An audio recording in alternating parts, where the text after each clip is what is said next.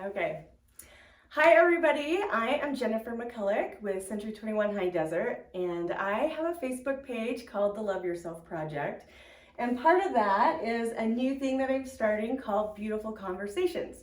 So with me today, I have, should I introduce you as Dusty B or Dusty Johns? Either or way. what do you Yeah, go either by way. these Just Dusty.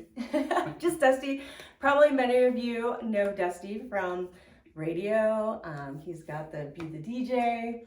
And where's the new place you're at now? Just for kids. Just for They kids. do the marketing for Just for Kids Urgent Care. Yeah, but everybody knows Dusty, Yeah. right? Everybody follows you on Some people, Facebook. yeah. So just a little bit about why we're doing this and what it is I love having deep dive conversations with people like this. And we can sit and talk for hours about just everything. And I just wanted to share like unscripted conversation about different topics and hope that maybe it kind of creates a sense of community for other people who might be going through something or dealing with things, and just for people to kind of learn that like we're kind of all in this together. Like nobody really knows what they're doing. We're just all trying to figure it out, right? Yep. We're kind of on a journey. So that's kind of the purpose in sharing this. So today we are going to talk a little bit about little nudges that you get in life, and we're going to share a little bit about how we met and our relationship, and so I'll start by just saying, remember back in 2015 is where it all began. Once upon a time. Once upon a time. Yeah. So I'll never forget when we talk about little nudges. To me, those are the little moments that creep into your mind, or something pops up on Facebook or TV or whatever that just kind of hits you ever so gently, but just enough that it makes you stop or makes you think. And that's what happened to me. So I was going through a divorce in 2015 and kind of on my spiritual journey, if you will, of healing and changing and not knowing what I was doing, and you popped up on my Facebook page. And Have we been friends before? No, we did not know each other. Okay. I didn't even know you from the radio. Oh, really? I was kind of, Wow, I'm a little offended. You didn't know me. I didn't know you. I had no idea who you were. So I pop up on your page. You pop up on the page, and you were sharing a video, obviously to do with your health at the time and what you were going through. And I just remember it captured me because you were going through so much turmoil and sharing, just your struggle with trying to be positive and get through it. And anyway, I don't remember all the specifics. I remember the video, I remember the chair you were sitting in, and it just stopped me kind of in my tracks. And that was like a life-changing moment right there for me, because after that, I watched more videos, whatever, and then I kind of reached out, I think, because you started the Be Happy, you had just started the Be Happy movement page. Yeah. And I think I reached out and it was just kind of like, if I can help, if I can do anything. You didn't know me from Adam, and that was kind of where it all began. I don't know. Do you remember? I do. I remember seeing you for the first time. I remember the nudge that I received. It's interesting because I think we ignore a lot of the nudges we get. We don't have time, or too busy, or they're going to think I'm weird if I send this message. I don't want to be weird. But I got sick pretty quickly. I was taking my kids to Salt Lake, or going to pick up my kids in Salt Lake, and sneezed and coughed on the Moab Pass, and suddenly I was in the hospital, and they were doing all these surgeries. And I remember, I think I started the first video on just my regular page. When I was back in Pocatello, I had just gotten meningitis after my first surgery. And that nudge was like, you've got to do this. And I was totally against it. Like, what? I'm going to make a video about how sick I am? Like, everybody's hurting. Lots of people are sick. And so, and how scared I was to make that first video, because it felt weird, but I felt called to do it. Yeah. And so I started making those videos, and they just started taking off. And in a way that I'm proud of, because I think, like in today's world, this is 6 years ago. Yeah. But in today's world, a lot of people are trying to make videos to be famous and TikTok famous, to make money, and that was never the intention, ever. It was just to remind people. I was in a hospital with all these sick people, and I was feeling sorry for myself and wanted to stop feeling sorry for myself. I wanted to find a way to turn it into something else, and this was a beautiful way to do it. Yeah. And you know, my radio stuff I was more comfortable on talking, and Yeah. I knew more people, but that was the only thing that set me apart from anybody. Anybody could have done that. Yeah. Well, it's still hard to be that vulnerable. Yeah. Like, in Yeah, it really is, isn't it? It's really hard to be vulnerable. But I think you found the same thing. I'm the most free and the most at peace when I am being vulnerable. Yeah, I mean, know I'm about still that. struggling a little bit with it, but I'm getting better. And I get what you're saying, because the more I do it, the more it's like something releases inside of you. You know, you almost feel a little taller, or like some weight has been lifted. Yeah. Or in some way. And it's crazy to me how many people, even with the little small amount things I've done, like people reaching out and going, oh my gosh, like that really touched my heart, or it meant so much. And I know you get like thousands of messages. Well, that's the thing though. Like, you may think it's small, but really it's not. I mean, anything. I love the quote from Steve Jobs. He says the people who are crazy enough to think they can change the world are the ones that do. Yeah. And but that isn't done in some massive thing. Like, you're not going to go cure cancer tomorrow, Right. right? Or you're not going to be able to save somebody who has cancer. Yeah. But you can change their world by sending a message or paying. The thing I love, I think there was 32 people in a row in McDonald's on 17th Street one day that they bought the next person's. 32 people. Yeah. And that's so great, because they, for the rest of the day, whatever was going on in their life, they felt like somebody thought about them. They were important to somebody else. And then they also were able to pass that on. Mm-hmm. But I remember, I don't want to lose this point, because I remember you walking into the studios. I remember the first time when you're like, hey, will you help me? And we hadn't even met. Yeah, and it was just something, you were nervous? I was so nervous. You didn't even know me, though. I know, that's why. I was so nervous. I'm like, what am I doing? I don't know what I'm doing. It was that very first time we met was magic. Yeah. And I think it's also awesome to be. I have the unique spot. I've been on both sides. I think we all have in different areas, but I've been able to do good, but I've had a lot of good done to me. Yeah. And I can look back over 15, 16, 17, 18, those years when I was super sick, and I can look back and I know that without the small acts of kindness that you and other people did, I wouldn't have survived. Yeah. It was exactly what I needed, and then I was able to take what I could do and put it out there for maybe somebody else who needed something. Yeah. And it just kind of worked. Yeah. Well, what's interesting is, so at the time I thought I was just doing helpful things for you, and obviously we did a lot in the beginning there with the Be Happy movement, with raising money for other people, and you created doing shirts and cups and I still have like a whole ton of koozies. Yeah, we have like all that fun stuff, but it's funny because it wasn't until later in life that I looked back and went, that wasn't even about you and other people. Like, it was almost like a divinely guided thing that I needed for me, that carried me through a time of like real loneliness and unsurety about like what was going to happen in my life and where I was going, what I was doing. And it gave me something really positive to focus on, because sometimes I think it's so easy to get focused on all the crap we're going through and how we feel. And not to say that's not real, it is real, but I didn't realize how much it helped it like not feel as heavy, because I had all this focus on a positive way. And I know a lot of people don't like the phase like fake it till you make it.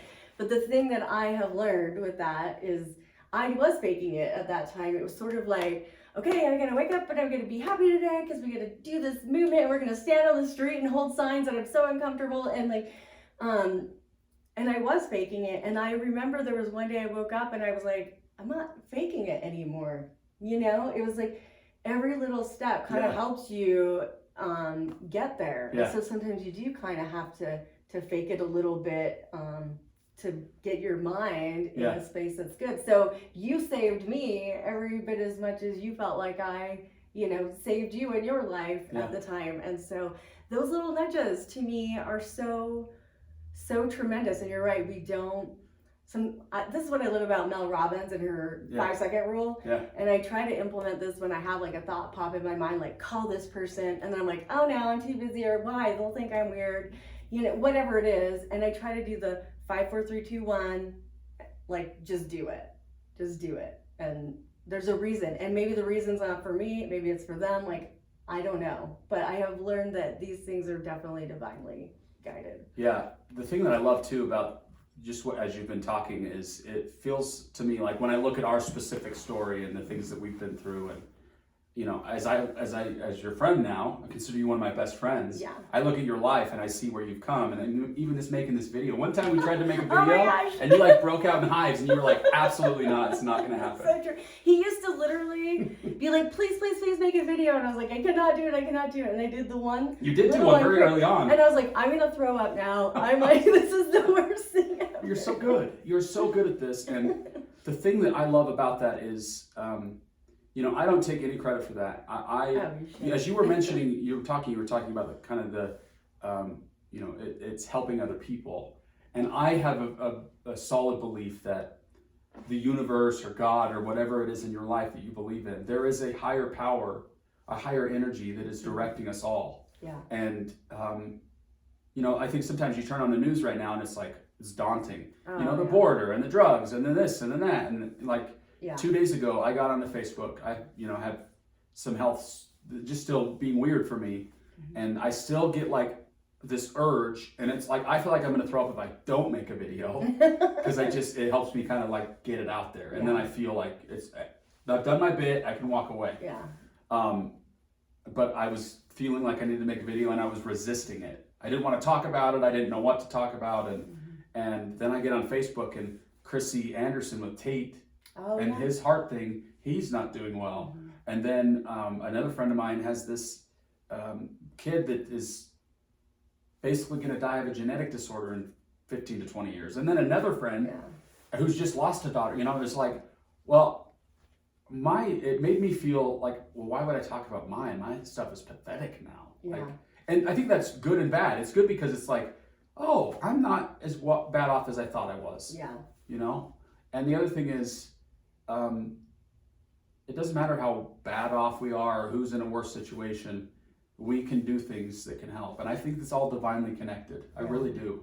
I'm in the middle of a divorce myself right now, and it's hard. It's like, this is what I planned on. Yeah. But I'm in a good enough space that I can go, I know that I don't even know what the quote is, but it's it was right then, but it's not right now. Yeah. Yeah. And I believe that. I believe that there was nobody else that could have come into my life that could have given me the strength and the courage to come out and to be who I needed to be at that time. And things change, and that's okay. Like it just is what it is. And I think that's a good point though to make, that sometimes we just want to be angry and frustrated about what's happening instead of thinking about maybe what did come from that. So for me, looking on the outside in, you transformed. So obviously we became friends, and we were close and building a friendship and kind of this little business, not business, that's a bad way, but the page. Yeah, we were growing the page and doing things in the community and stuff. And then, you're dealing with a lot. And obviously I was kind of dealing with a lot of my own stuff too. And so then we kind of had a little butting of heads, and we'll call it, we don't need to share all the details, but we were kind of mad at each other, and so then we didn't talk for a while. And I think we were more hurt. Yeah. I think because we both, I think, on your side, I can totally, like looking back, I can totally see why it was what it was. Yeah. Well, everybody's going to have their perspective on any situation that you might have with another person, right? Yeah. And I think at the time we're both just looking at our own, but this is the beautiful thing about it. I also feel like that kind of needed to happen, because the interesting thing about it was we had this long period of no communication or friendship, and we were both kind of growing and changing through that and reflecting and trying to understand and learn from it.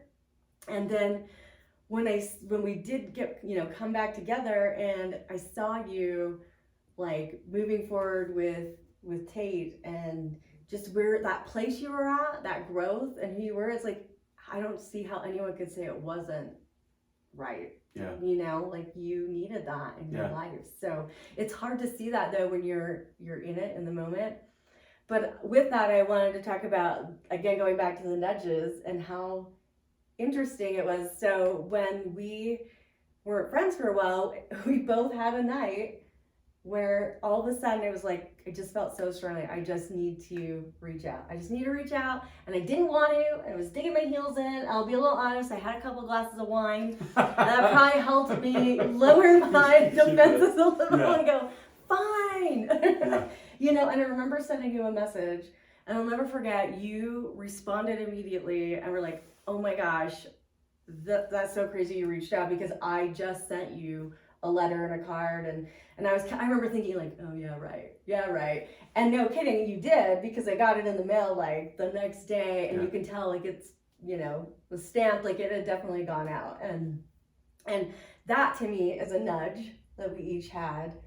And it was the changing point, and all of a sudden we were able to share in this moment of like forgiveness and love, and that's so powerful, you know, and put aside our own feelings and kind of see each other's perspectives and build upon it, right? Yeah, and it was like game changer. Totally. I mean, it changed our lives, and now we're like, yeah, I mean, you're like one of my best friends, and we have this amazing. I actually feel like we have this amazing bond that not everybody shares. And maybe it is because going through something like that and that power of forgiveness, it grew our love for each other so much. And then seeing each other blossom and grow and your health get better. For sure. You know, me move on and get married and I just could never believe that something was not divinely guided. Yeah, it's interesting because I think you talked about that vulnerability and, you know, being willing to say, okay, I was wrong, or, you know, I need to apologize, and doing that at the same time, I think was really powerful. I think to me, it says how in tune we were at that time, because we were both in a really good place. Yeah. And we needed to repair this. I wanted to immediately, but I was just like, you know, I wasn't where I needed to be. It had nothing to do with you. The thing that's sad about that though, is the thing I love is, we did it, look what we have. Yeah. But in what other areas do we as humans not do that? You know, I see, you know, my parents were married for a year and a half. Mm-hmm. Well, like maybe 2 years, because I was 9 months old when they got married. Oh, okay. Or a year and a half old when they got, anyway, around 2 years, not important the timing. But they have been divorced now for 37 years. Wow. 36 years, and they hate each other.